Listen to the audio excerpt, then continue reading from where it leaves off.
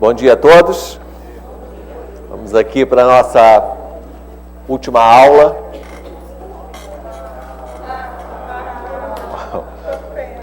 O pessoal dos estados não chegou a ouvir, mas os do Rio de Janeiro estão protestando. Realmente esse curso é pequeno demais. Só uma curiosidade nós já fizemos há alguns anos atrás, muitos anos atrás, vocês ainda eram crianças, esse curso demorava 2 semanas e aqui no Rio de Janeiro era feito em regime de imersão total. Então pegavam-se os alunos, nós nos hospedávamos em um lugar de difícil acesso. Aqui eram as instalações da IBM, que é um hotel 5 estrelas. E então ficávamos juntos 24 horas por dia, por 2 semanas. Era ótimo. Não. O centro de treinamento da IBM é aqui na São Conrado, subindo o caminho, quem vai para o Cristo Redentor, no meio da floresta, uma coisa maravilhosa. Bom, mas enfim, vamos à aula. Avisos para vocês do Rio e para os estados também. Amanhã é a nossa sessão conjunta de perguntas, dúvidas, respostas. Então é preciso que vocês nos enviem as perguntas de matemática, problemas de matemática, ensino de matemática, enfim, qualquer coisa relacionada a publicações nacionais, estrangeiras, currículo. É evidente que nós não podemos responder tudo, nem saberemos, porque muitas coisas são políticas também, mas a discussão é sempre necessária e sempre útil. Então, eu estimulo que todos queremos receber perguntas de todos os estados e, sobretudo, de vocês aqui também do Rio de Janeiro. Basta escrever num papel, jogar aqui em cima da mesa, que nós vamos colecionar as perguntas e amanhã vamos tornar todas essas questões comuns, ok? Bem, nessa última aula ficou um assunto que não é dos mais empolgantes, mas eu vou tentar falar menos e mostrar umas aplicações no final desta sessão, que é a trigonometria, ok? Falar um pouco de trigonometria. A ênfase desse curso e do primeiro livro, assim como na primeira série do ensino médio, está no estudo das funções e, portanto, funções trigonométricas estão naturalmente incluídas. Na verdade, a trigonometria ela começa até na 8ª série, com a noção de seno, cosseno e tangente de ângulos, verdade? Então, lá na 8ª série, e aqui, evidentemente, vai ter que ser retomado, a noção inicial que seno é uma propriedade de um ângulo. Então, aqui tem um ângulo, o nome dele é alfa. Vamos inicialmente pensar em ângulo só de 0 a 90 graus. Como é que vocês dizem para os alunos? O que é seno dessa figura aí? Seno do ângulo. Como é que vocês fazem? Se perguntar para ele, ele não responde não. Tem que fazer alguma coisa. O que é que você faz para definir o seno? Você pega um ponto de um dos lados, traça perpendicular ao outro e define seno de alfa. Como é que é seno de alfa? Cateto oposto, né? Dividido por hipotenusa. E cosseno de alfa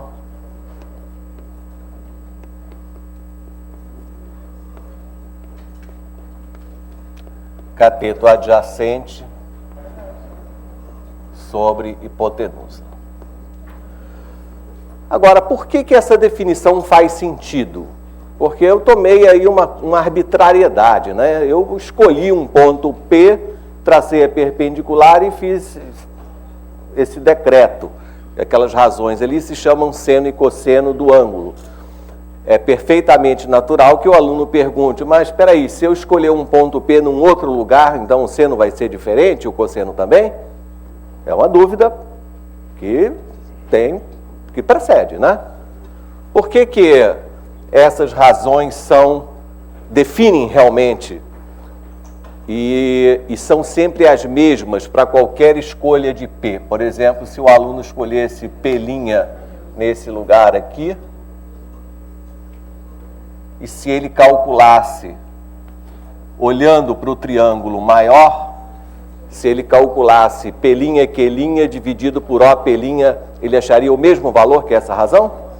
Qual é a explicação? Os triângulos são semelhantes, exatamente. Então, seno e cosseno podem ser definidos dessa maneira porque está garantido pela semelhança dos triângulos, que não depende da posição do ponto que você escolhe sobre um dos lados.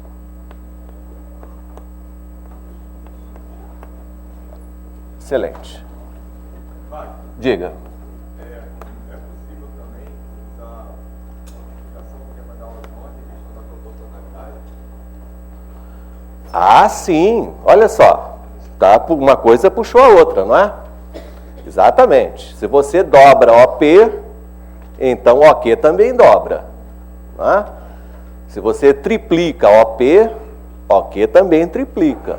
Exatamente. Então, OP e OQ são segmentos proporcionais e justamente a razão de proporcionalidade chama-se seno. Perfeito, maravilhoso. Não é? Bem, então, só com isso, seno, cosseno e tangente, por que não?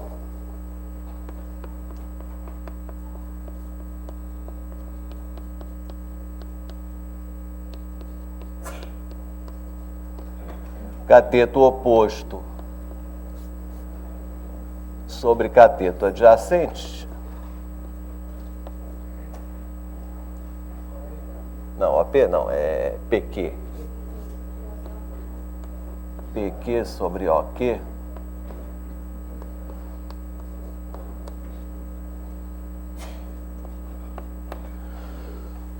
Só com isso, a gente já faz um monte de exercícios interessantes. Deduzimos senos e cossenos dos ângulos comuns, 30, 45, 60, etc. Os alunos já podem ser apresentados a uma tabela trigonométrica, calcular distâncias, etc. Além disso, existe toda uma parte da trigonometria que serve para alguma coisa.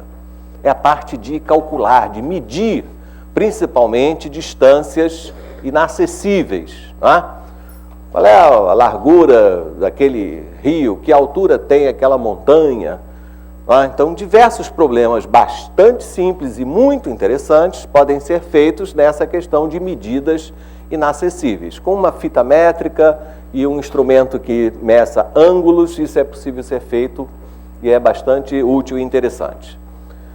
Logo após, não há problema nenhum em se apresentar isso aqui valendo no triângulo retângulo, né? Apresentar a lei dos cossenos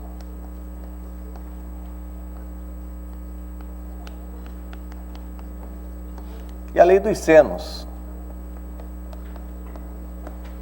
Qualquer momento,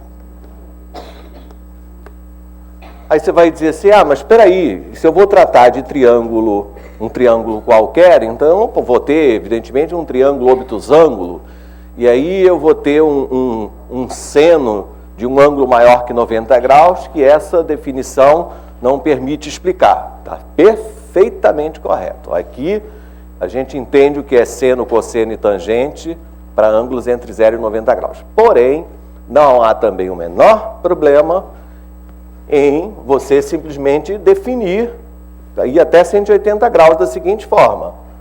sempre que você tiver dois ângulos complementares, fica então estabelecido o seguinte: eu vou dizer que o seno de beta é o mesmo seno de alfa, e eu vou combinar com vocês que o cosseno de beta é menos cosseno de alfa. Então fica combinado assim, pronto.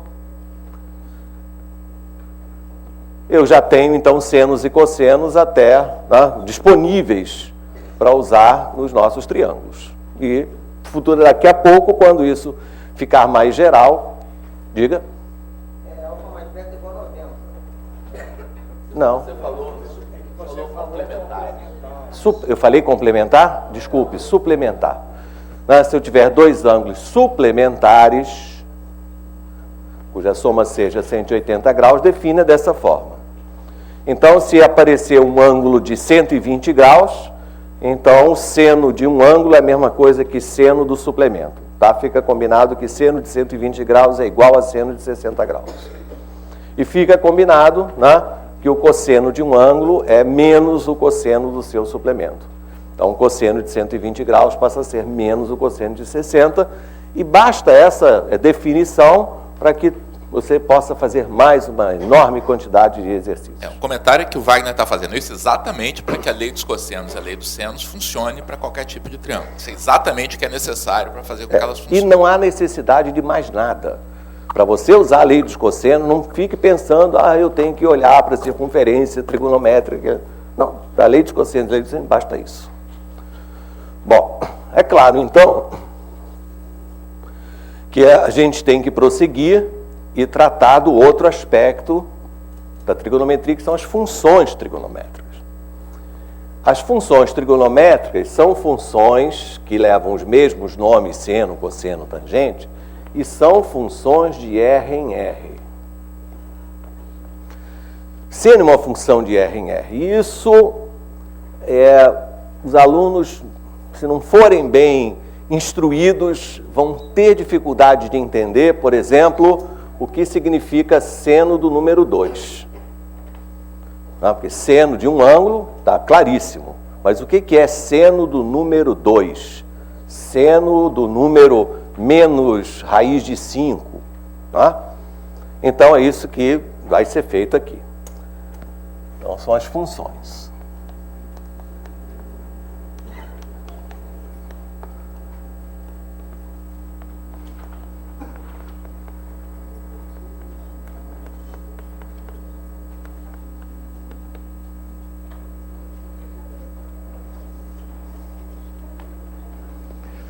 Eu já tive aluno que até me perguntava assim, mas professor, quando a gente calcula seno, não tem que ter pi? Tem aluno que acha que para calcular seno de alguma coisa tem que ter pi. Paciência. Bom, então, a coisa começa assim. Pegue a circunferência de raio 1, circunferência unitária.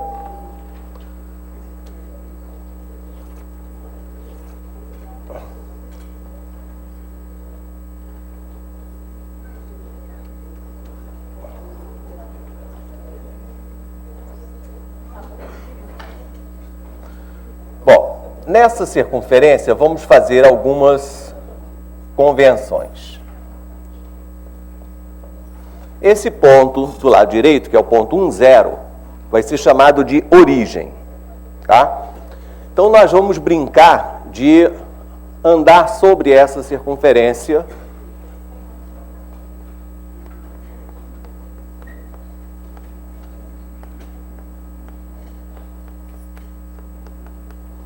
Essa circunferência se chama C.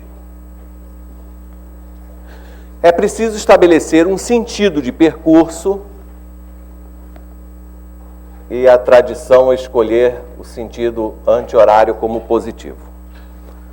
Existe alguma razão? Nenhuma. Há outros contextos em que o sentido positivo é justamente o oposto.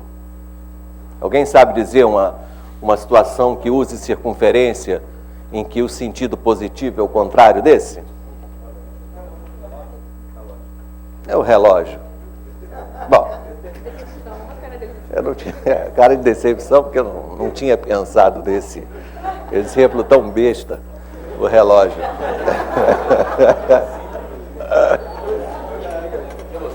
Não, é que eu queria que alguém respondesse aquilo que eu estou pensando, mas isso é impossível. Sabe o que é? É a bússola. A bússola não só é o contrário, como o zero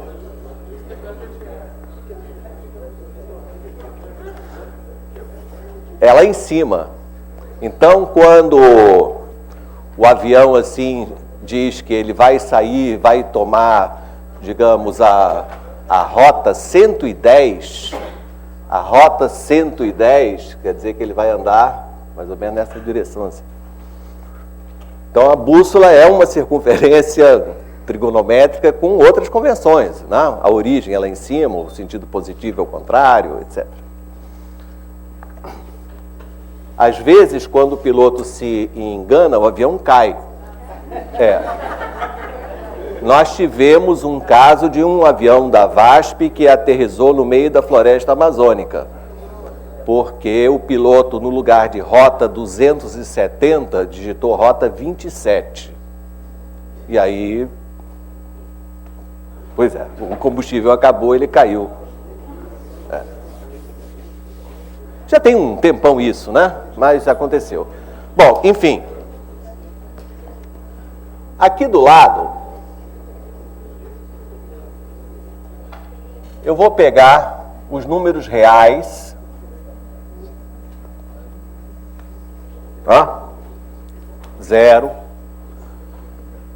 Repara que o 1 tem que ter o mesmo tamanho que você marcou aqui para o raio. Tá? E eu vou fazer o seguinte, uma função. Eu vou pegar cada número real e vou associar a um ponto desta circunferência. Então, o 0 vai estar associado ao A. Para cada número real t, se o t for positivo, então vamos convencionar o seguinte: faça um percurso, caminhe a partir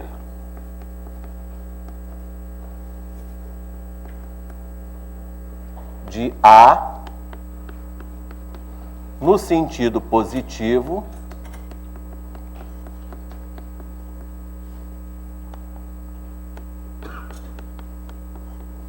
até um ponto que eu vou chamar P,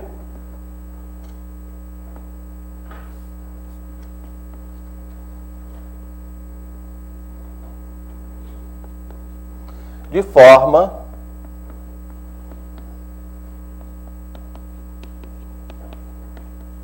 que o comprimento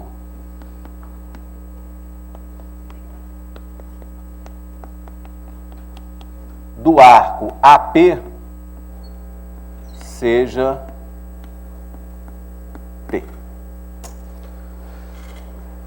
Tá? Então eu vou associar este número real a um ponto dessa circunferência com a seguinte regra. Tá? Este comprimento aqui, ele vai ser transferido para cá. Tem uma pequena coisinha aí. Comprimento do arco não é uma coisa bem definida. Vai ter que ficar na intuição. Comprimento, a gente sabe o que é comprimento de um segmento. Né? A gente compara com uma unidade, etc., obter um número real. Comprimento medido em curva, a gente imagina uma fita métrica, né, que possa fazer esse trabalho. Tá? A definição de comprimento sobre uma curva é uma coisa bastante sofisticada. Mas aqui, na intuição, funciona perfeitamente. Pois bem, se o t for negativo, aí você faz tudo ao contrário do que eu falei, tá? caminhe a partir de A no sentido negativo, de forma que o comprimento do arco AP seja valor absoluto de T. Então, se o T for negativo, a partir de A você anda no outro sentido, um arco de comprimento valor absoluto, e marcou aquela coisinha lá. Muito bem.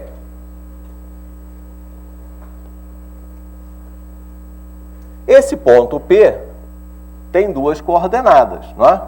X e Y.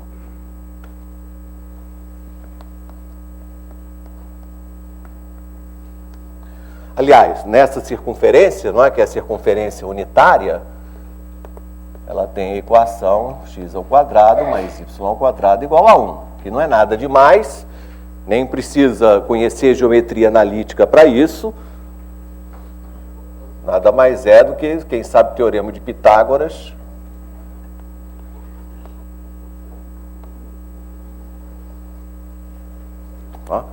Então, agora, vem a definição, que é a seguinte: seno, já vou escrever abreviadamente, né? Seno do número real T é abscissa de P. Não, é ordenada. Então, vamos fazer primeiro o cosseno, né? Cosseno do número real T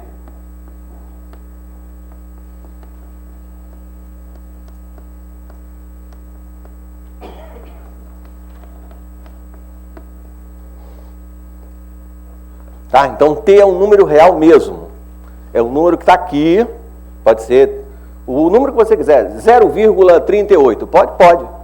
Aí você anda aqui, tá? Um comprimento 0,38, acha o ponto P, a abscissa desse ponto se chama cosseno daquele número. Um detalhe, eu escrevo abscissa, eu boto um S aqui, tá? O professor Ela não põe esse S aqui. O professor Ela escreve sem esse S aqui, mas nós dois estamos certos, tá? Essa palavra permite isso. Isso, registra. Eu prefiro sem o S, e aí fica uma das raras palavras da língua que tem 3 letras consecutivas do alfabeto. Então, um microfone para o professor Olavo. O professor Olavo aqui vai dar o seu depoimento. Diz ele que ele escreve sem o S, né? Você escreve sem o S? Sem o S. Ah, é? Diga aí. Filma aí o Olavo para o pessoal conhecer. O Wagner hoje está meio inclinado a me gozar, mas vamos lá. Eu uso porque existem poucas palavras na língua portuguesa que têm 3 letras adjacentes na palavra e no alfabeto. Ali você ABC. tem o ABC. Outro exemplo seria defeito.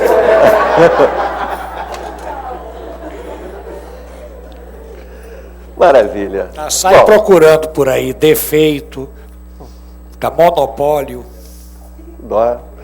Ok, voltamos para cá. Eu queria avisar que eu dou aula de matemática, tá?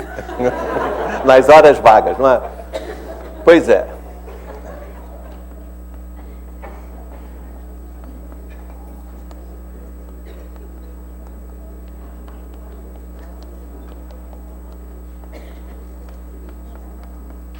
Ok.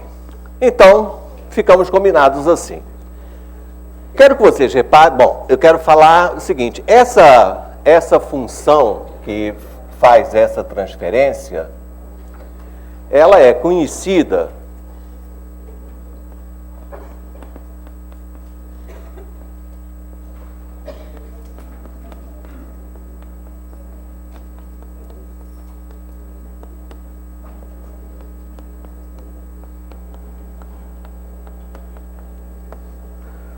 chama-se função de Euler. Foi exatamente o grande Euler que resolveu, para poder não ficar incomodado em usar a trigonometria e ficar sempre pensando em ângulos, triângulos ou alguma coisa, usar como função real. Então ele fez essa transferência, e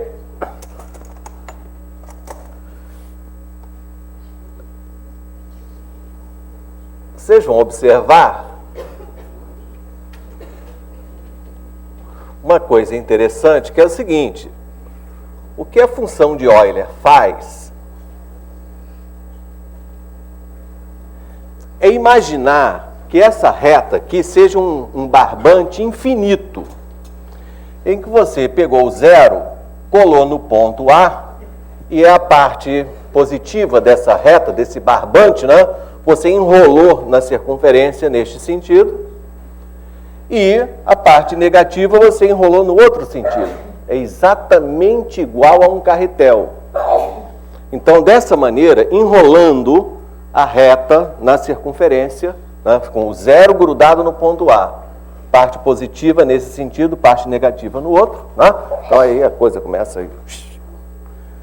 Então, todos os números reais ficaram transferidos aqui, passaram a habitar a circunferência. Dessa maneira, nesse desenho, você vê que após essa transferência, o zero está aqui, o 1 vai ficar mais ou menos nessa posição, o 2 aparece no segundo quadrante, o 3 mais ou menos por aqui. Você sabe dizer qual é o número real que está associado a esse pontinho que está no meu dedo? É o π, o 3,14. O que é o π? É o comprimento de metade da circunferência, 2π não é o comprimento da circunferência toda? Então, π é o comprimento de metade da circunferência. Então, eu peguei o meu barbante, e enrolei, e metade da circunferência tem esse comprimento. Olha o π aqui. Você tem por aqui o número 4, o número 5, o número 6, por aqui.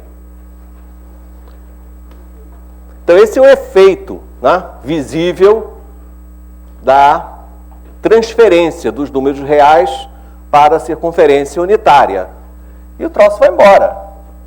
7, 8, 9, 10,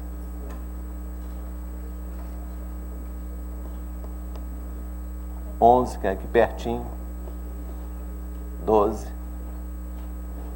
Olha que confusão. Olha como é que ficam os números. Só os números naturais sobre a circunferência trigonométrica. Imagine que toda reta vai aparecer aqui, Isso sem falar nos negativos, Menos 1, menos 2, menos 3. Então fica uma salada, uma bagunça enorme, Mas o que é importante é que todos os números reais agora estão morando nessa circunferência. E é exatamente por isso que eu posso falar em seno, cosseno, de números reais com toda a liberdade. Se você quiser saber mais ou menos que tamanho tem esse arco que mede 1,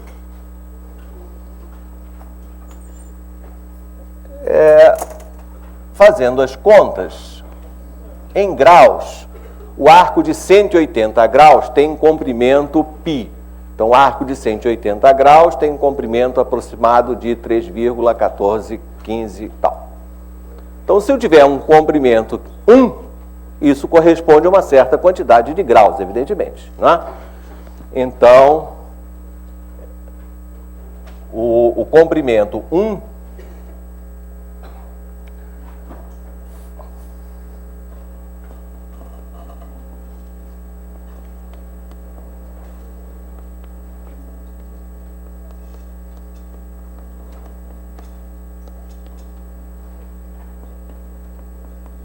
tem aproximadamente 57,3 graus. é um pouco menos de 60 graus, né? Porque 3 vezes quase chega do outro lado, mas não chega. Bem, então já temos senos, cossenos. Ah, bom, e a tangente?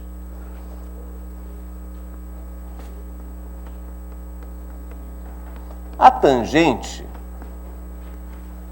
você pode definir de duas maneiras. Você pode dar uma definição visual ou se dar uma função, dar uma definição em termos do que você já definiu antes. No início, o senhor falou que o seno é uma função de R em R. Correto. Não seria de R no intervalo -1, não? Corretamente. -1 é a imagem da função. Esse R que está aqui é o contradomínio. Então, vamos lá. Seno é uma função de R em R, cuja imagem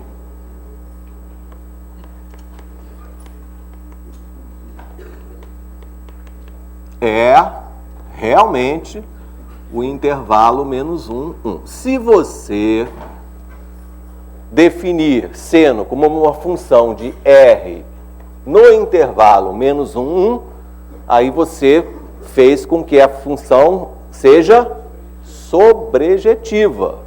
Não é? Então, se você tiver esse interesse, você vai colocar o intervalo aqui. Ah, sim, claro. Seno, uma pergunta besta, é uma função injetiva? Seno é uma função injetiva? Absolutamente. Não é? Claro que não. Primeiro que logo antes de completar a volta, logo aqui, desse lado aqui, você já vai ter um ponto que tem a mesma ordenada. E depois, quando você começar a girar aí, você vai passar infinitas vezes pelo mesmo lugar. Não é? Vamos citar isso. Seno e cosseno são funções periódicas.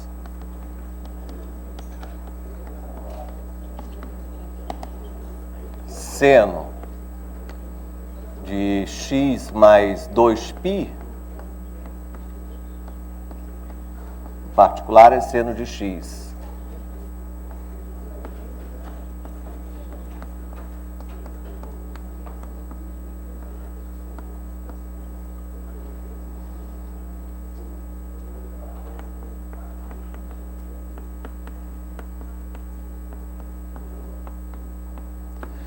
Seno e cosseno tem período 2π.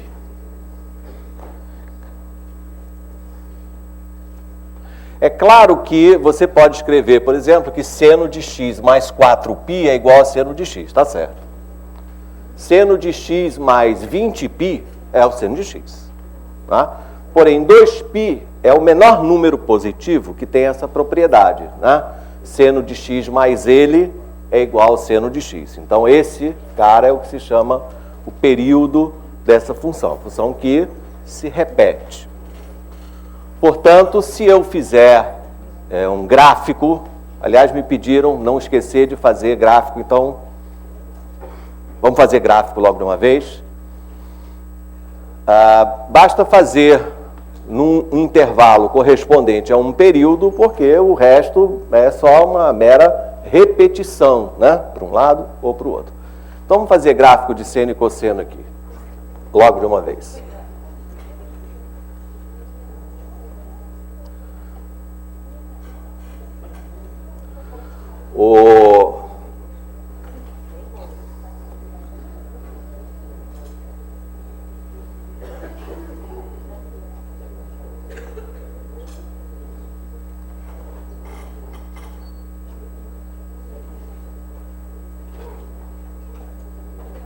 Todo aluno precisa, uma vez na vida, fazer com as próprias mãos um gráfico de seno e cosseno.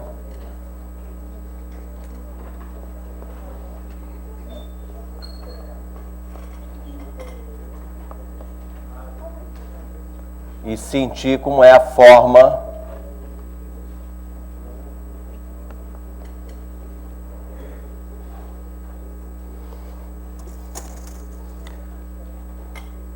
Pois é.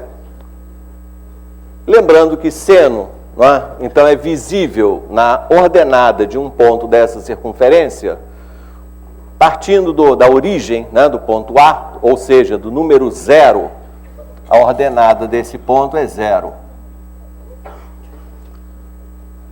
Porém, em π sobre 2, que vai acontecer aqui em cima, a ordenada é 1. No extremo oposto desse diâmetro, a ordenada é 0. Aqui embaixo, no polo sul, a ordenada é menos 1. E tudo termina exatamente igual começou. Então, essa curva, tá? Já nada de reta. O único gráfico que é reta é função afim. Nenhum outro gráfico do planeta mais é reta. É uma coisa que tem aproximadamente esse aspecto.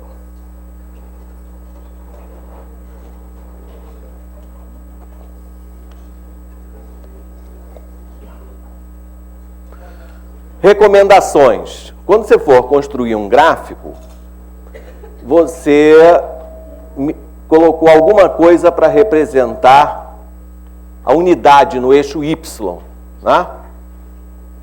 Para a senoide ficar uma beleza, é preciso que esse comprimento correspondente a um período seja um pouquinho mais do que 6. Tá? Ou seja, represente 2π. Então, para efeitos de desenho, né?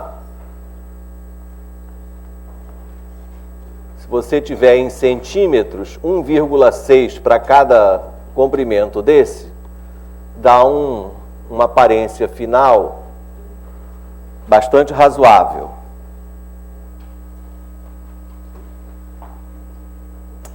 É preciso que o aluno faça isso uma vez na vida, porque na maioria dos livros ele vai ver o gráfico da função seno exatamente assim, como eu vou fazer.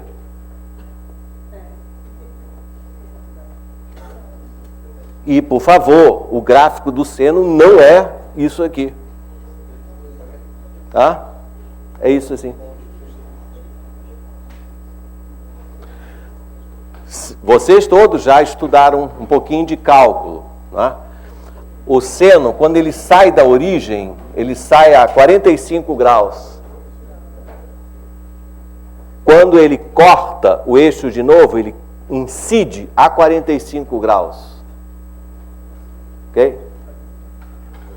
Evidente que o aluno não sabe cálculo, mas, né, ter uma ideia do gráfico é adequado. O nome dessa curva todo mundo sabe, não é?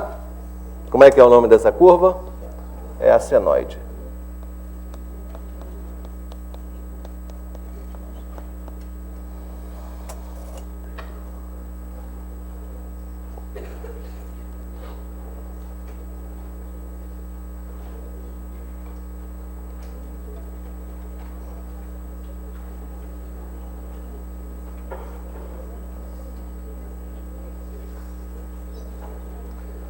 E agora, então, vai surgir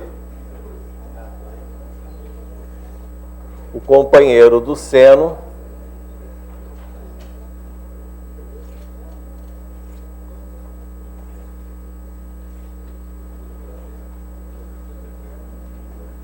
mesma escala.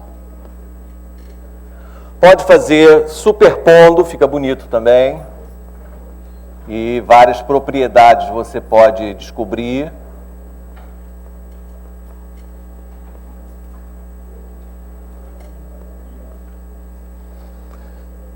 Então, um período da função seno, um período da função cosseno.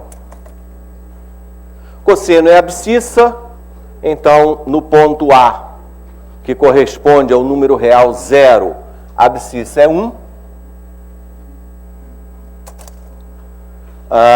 Em π sobre 2, né, no polo norte da circunferência, a abscissa é 0.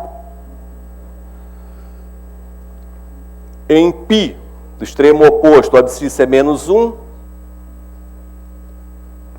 3π sobre 2, 0. 2π volta ao início, e esses pontos somente vão me guiar. A curva tem, então, esse aspecto.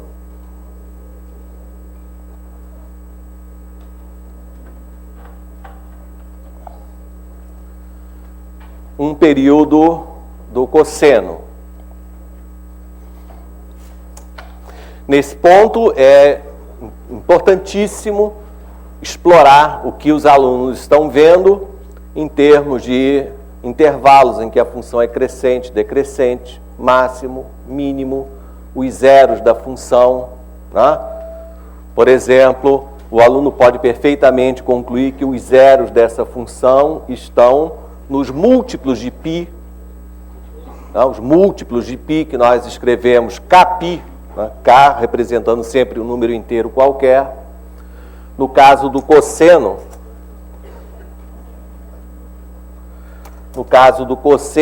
né, os zeros estão sempre π sobre 2 adiante, né, são os múltiplos de π mais π sobre 2, crescente, decrescente, positivo, negativo. Tá? Ainda o seno é uma função ímpar, no sentido que seno de menos x é menos o seno de x, e cosseno de menos x é igual ao cosseno de x, quer dizer, seno é uma função ímpar,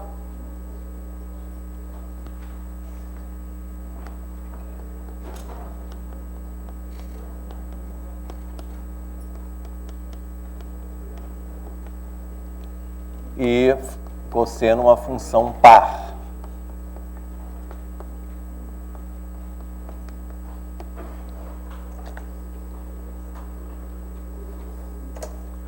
Uma pergunta aqui, vamos ver se os nossos alunos do Rio de Janeiro respondem. Como é o nome dessa curva que representa o gráfico do cosseno?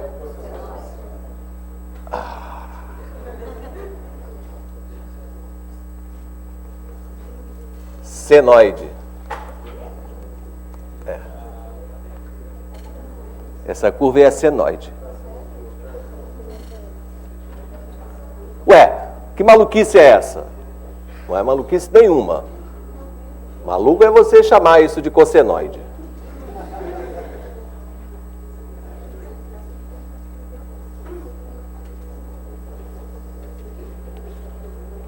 Maluquice é você chamar isso de cossenoide.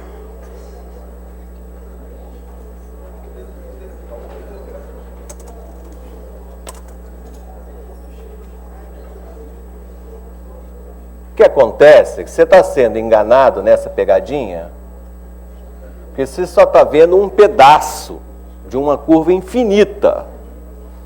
Então, senoide é uma cobra, né? É uma minhoca, que não tem começo, nem tampouco fim. Né? Não tem começo nem fim. Essa mesma curva, ela é o gráfico do seno e também o gráfico do cosseno, dependendo só de onde você coloca o eixo vertical. Se você colocar o eixo vertical aqui, então esta senoide está representando o gráfico da função seno. Porém, se você colocar o eixo vertical aqui, esta mesma curva agora representa o gráfico da função cosseno. A curva é exatamente a mesma, apenas há uma defasagem, digamos assim, de π sobre 2. Tá? Então ela não deve ter um outro nome, porque é a mesma curva. Seria tão incoerente esse co que você colocou, se eu dissesse assim: meu filho, como é que é o nome dessa curva aqui, que é o gráfico da função y igual a x2? Aí o menino responde: parábola, professor. Ah, muito bem. Então agora, como é o nome dessa curva que representa a função y igual a x menos 1 ao quadrado?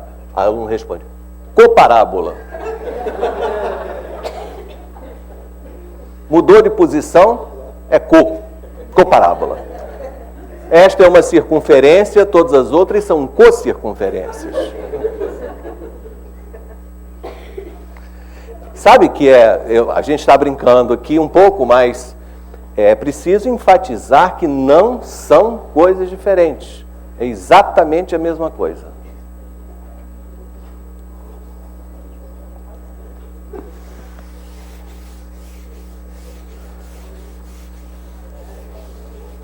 Bem,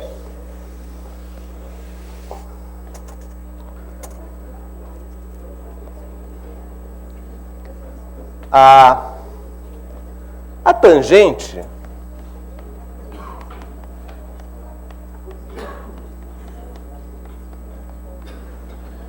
eu estava falando que você pode escolher dois procedimentos, né? Você pode dar inicialmente uma definição visual, que pode até ser interessante. É interessante porque senos e cossenos também estão bem visuais, né? Ou dar uma definição algébrica.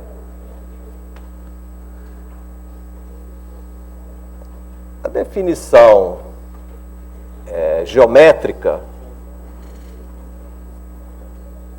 é boa. Ela faz assim, né? Pega novamente a sua circunferência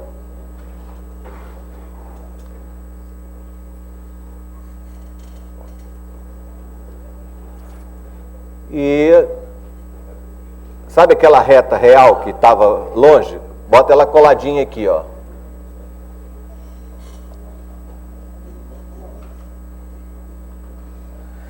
Então, nessa reta, que é o zero dessa reta, tá? Aqui é 1 dela. É o mesmo tamanho do raio.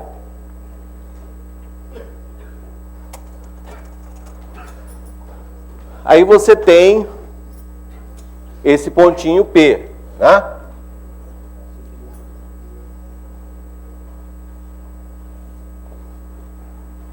Então, o ponto P está em algum canto aqui.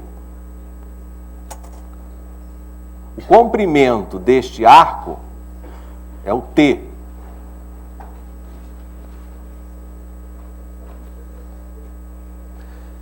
Então, agora, a tangente de T é dada por esse número aqui. Vamos botar Z.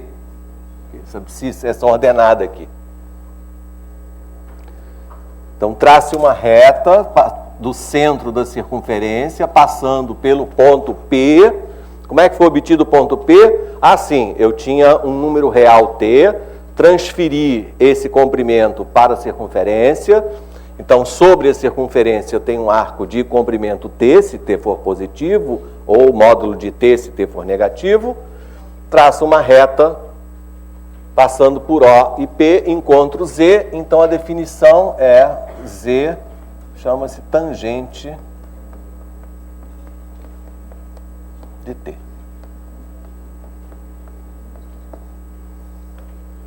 Escreve-se Z igual a tangente de T.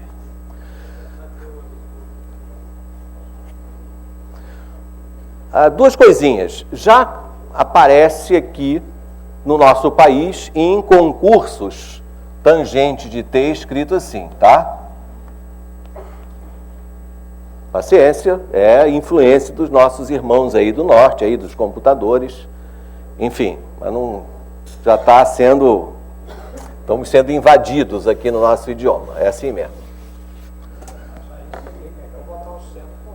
Sim, brevemente vai ser tudo como eles mandam. Bom, uma coisa que, uma vez, se você adotou essa definição, uma coisa que você se obriga é provar que esse Z é o seno dividido pelo cosseno, que é a propriedade fundamental, né? Aliás, vamos voltar um minuto atrás, né? A partir da equação dessa circunferência, vamos escrever a relação fundamental da trigonometria.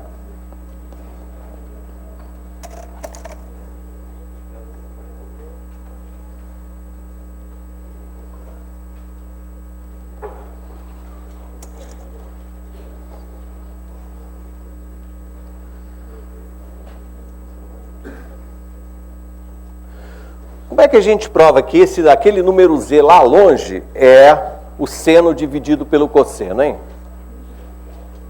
Tem que provar isso. Pois é, veja, se eu traçar essa perpendicular, essa ordenada é y, né? É o seno, e essa abscissa aqui é x, que é o cosseno. Aí você tem uma semelhança entre esses dois triângulos retângulos, bem clara, não é? Então, o cateto vertical y está para o cateto vertical z, assim como o cateto horizontal x está para o cateto horizontal, que é o raio da circunferência, portanto, 1. Então, o que é z? Z é y sobre x. Em outras palavras, a tangente de t é o seno de t dividido pelo cosseno de t. Você tem a opção de definir a tangente por aqui, perfeitamente, seja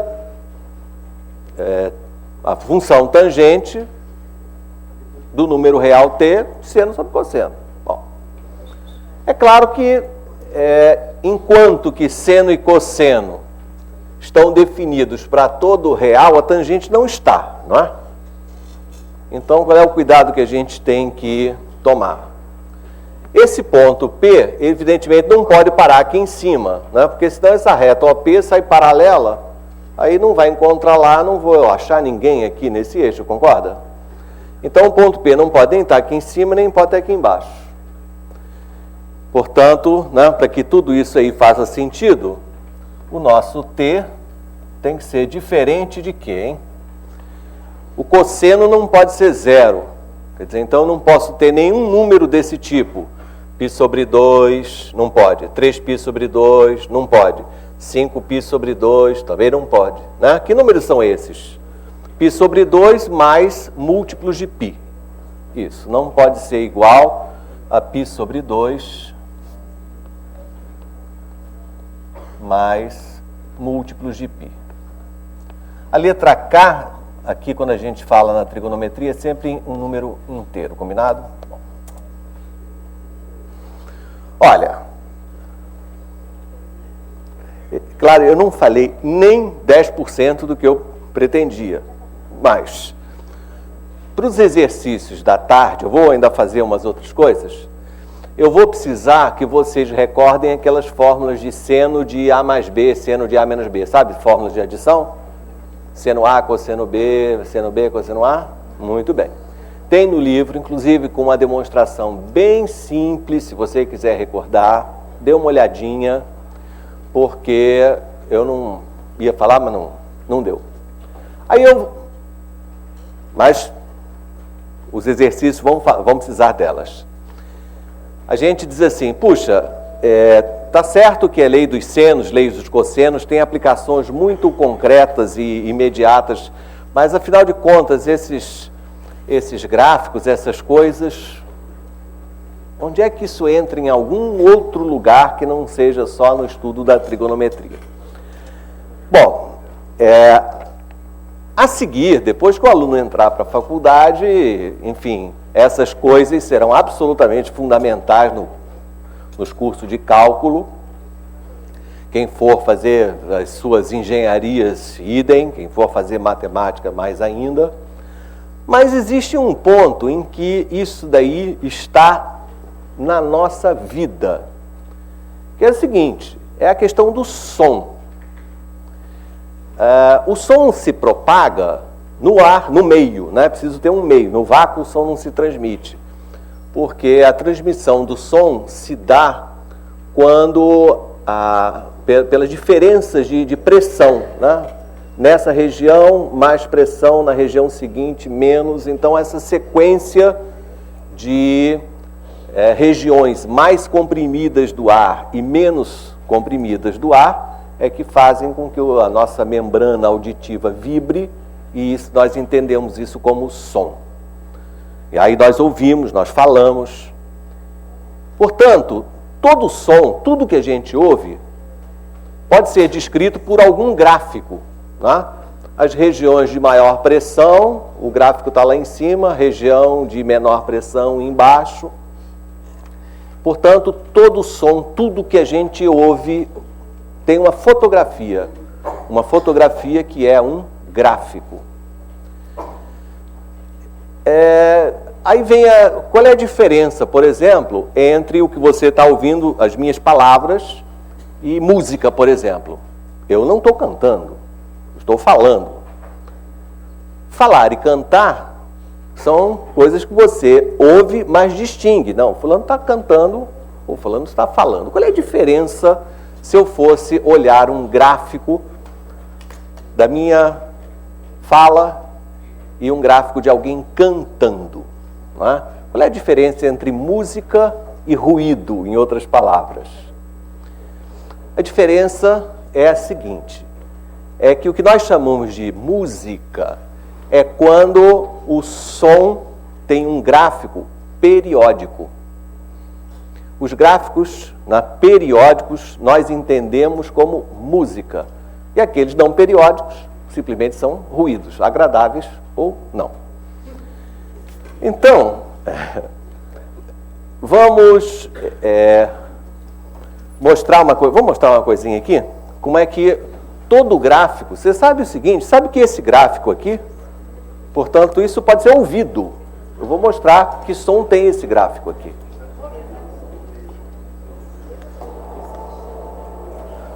O som depende de duas coisas.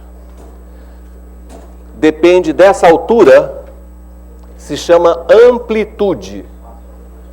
Isso quer dizer que o som é mais intenso ou mais baixinho. E depende deste comprimento. Quando o comprimento de um período é muito pequenininho, o som fica agudo. Sabe, agudo. Quando o comprimento de um período é maior, aí fica mais grave. Tá? Então, grave, agudo, são coisas que dependem do comprimento do período. Alto, baixo, depende da amplitude, ou seja, do tamanho de Y. O número que mede quantos períodos ocorrem em um segundo chama-se frequência.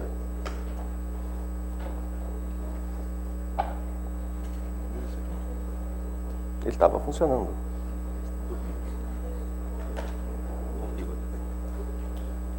Vai dar certo. Tá? Então o ouvido humano, ele ouve frequências de 50 ciclos por segundo e cerca de 3.000. Animais conseguem enxergar frequências muito mais altas e mais baixas.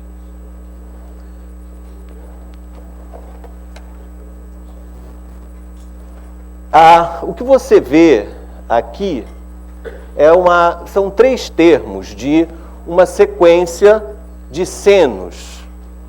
Nesse ponto, só citar um matemático famosíssimo chamado Fourier.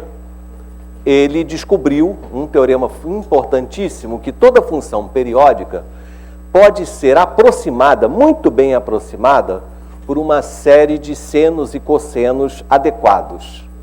Então, manipulando senos e cossenos, eu consigo ouvir sons. Então, eu só tenho a primeira parcela, esse coeficiente 1, esse 500 aqui é a frequência. Então, vocês vão ver, isso que está em preto aqui, é a onda, só que você não está vendo pelo seguinte, porque tem muita coisa aí junto. Estou chegando mais perto, agora sim, você... Olha a senoide. Essa é exatamente a senoide, sem tirar nem pôr. Então, vamos ouvir a senoide.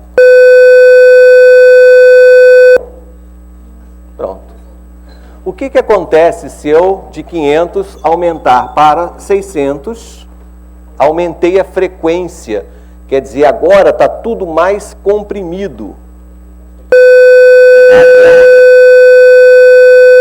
Para 600, criar, tocar.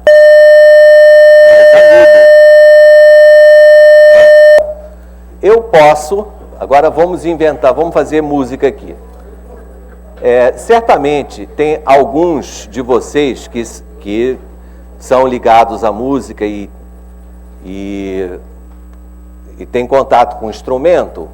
Existe uma nota, que é a nota básica da afinação, que é o Lá, de frequência 440.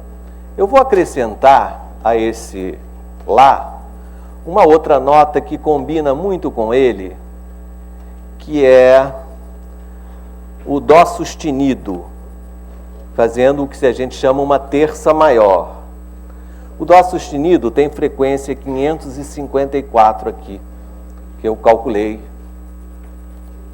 Muito bem, então agora nós vamos ver o formato, a forma que tem a combinação de duas senoides. Veja, nós já estamos com essa onda. Repara que você está vendo que ela é periódica, né? Está vendo esse pontinho aqui? Ele já vai se repetir aqui. Tá? Então, esse intervalo que vai desse ponto até esse é um período. Que som tem esse gráfico? Tá.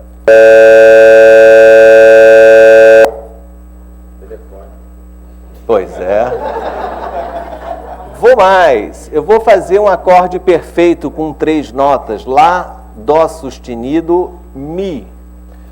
Cadê o Mi? Frequência 659. 659. Acrescentei uma terceira nota. Então, esse é o aspecto da nossa curva. Vamos ouvi-la.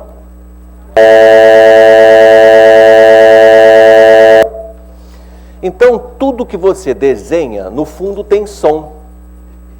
Você pode fazer, pega pedaços de parábolas, junta um monte deles, você ouve. Tudo que tem gráfico, no fundo, você ouve. E os sons musicais são esses periódicos.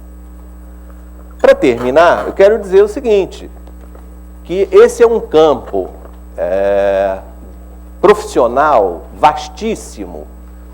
Hoje, quando você liga a televisão, Jornal Nacional, não sei o quê, você ouve sons que não são produzidos por nenhum instrumento.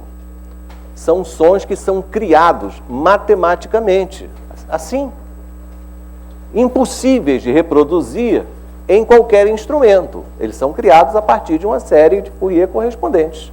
Então vamos ver, por exemplo, um som muito conhecido.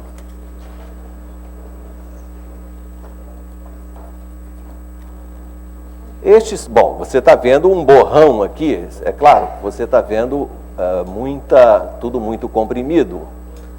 Se você olhar um pouco mais de perto, aí também não vemos nada, né? Então, de longe está bom. Vamos ver que som é esse. Esse som é familiar.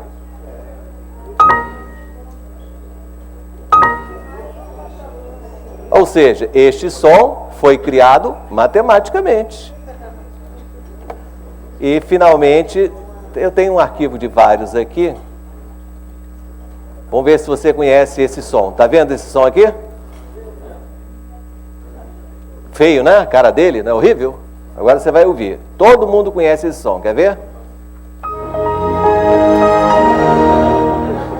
Pronto. Gente, isso é trigonometria, ok? Evidente que não podemos, na escola, chegar a esse nível, mas já dá para antever a importância das funções trigonométricas.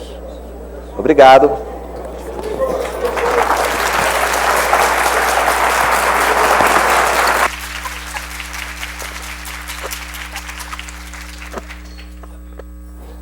Aviso. Semana que vem, durante o colóquio, eu vou fazer uma palestra sobre matemática e música. justamente com um amigo nosso, José Paulo Carneiro. Então, vai ter a parte de quadro negro, vai ter a parte gráfica aí do computador e também um teclado para a gente perceber a questão da transposição, tonalidade e essas coisas. Então, se tiverem, pessoal dos estados, é difícil, mas aqui do Rio, se tiverem, vai ser bastante interessante.